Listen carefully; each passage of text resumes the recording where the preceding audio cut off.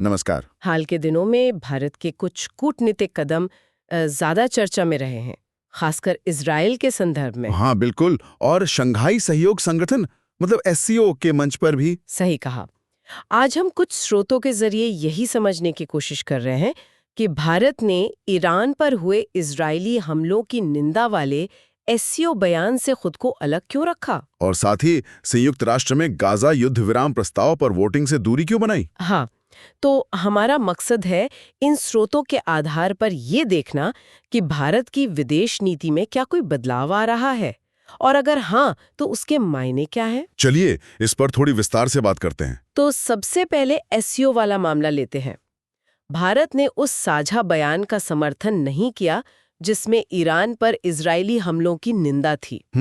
जबकि एससीओ में चीन, रूस, ईरान, पाकिस्तान जैसे मतलब सभी बड़े क्षेत्रीय खिलाड़ी थे। हाँ, और उन्होंने इसे यूएन चार्टर और अंतर्राष्ट्रीय कानून का उल्लंघन भी बताया था।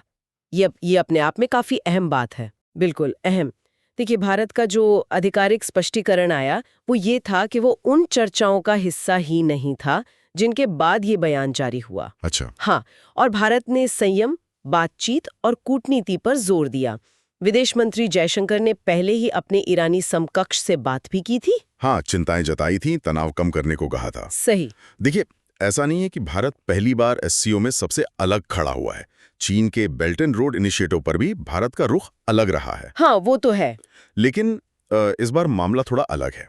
ये एक संवेदनशील सुरक्षा मुद्दे से जुड़ा है और इसमें ईरान और पाकिस्तान जैसे देश शामिल है, जिनके साथ भारत के रिश्ते आप जानते ही हैं, काफी पेचीदा हैं। बिल्कुल। अच्छा, एससीओ की बात तो ये हुई, पर जैसा आपने कहा, ये अकेला मामला नहीं था। नहीं, बिल्कुल नहीं। ठीक इससे पहले भारत ने यूएन महासभा में गाजा में तत्काल युद्ध विराम की मांग वाले प्रस्ताव पर भी वोट नहीं किया। हाँ, वोटिंग से दूर रहा। तो ये दोनों कदम एक साथ देखने पर क्या तस्वीर उभरती है? क्या कोई पैटर्न है? हाँ, देखिए, ये दोनों घटनाएं मिलकर निश्चित रूप से एक पैटर्न की तरफ इशारा करते हैं।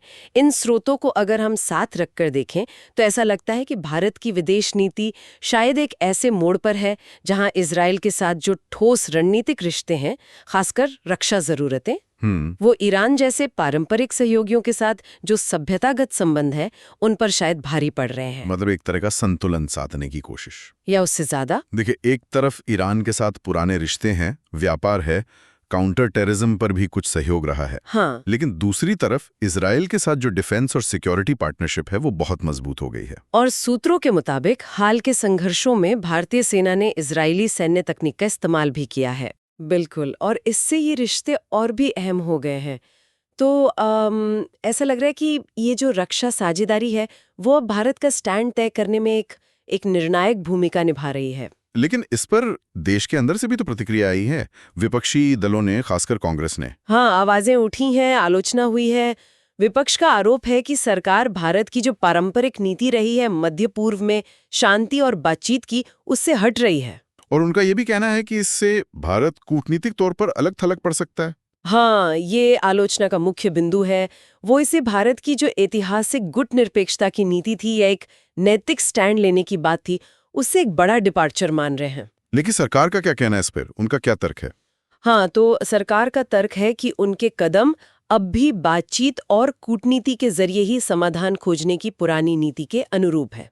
अच्छा। संयुक्त राष्ट्र में जो भारत के स्थायी प्रतिनिधि हैं, पर्वतनेनी हरीश, उन्होंने जोर देकर कहा भी कि वोटिंग से दूर रहने का मकसद निंदा प्रस्तावों के बजाय बातचीत के माध्यम से दोनों पक्षों को करीब लाना है। तो फिर कुल मिलाकर इन सब का निचोड़ क्या समझें? क्या ये वाकई में प्राथमिकताओं का एक बड़ा बदलाव है, जैसा कुछ स्रोत कह रहे हैं?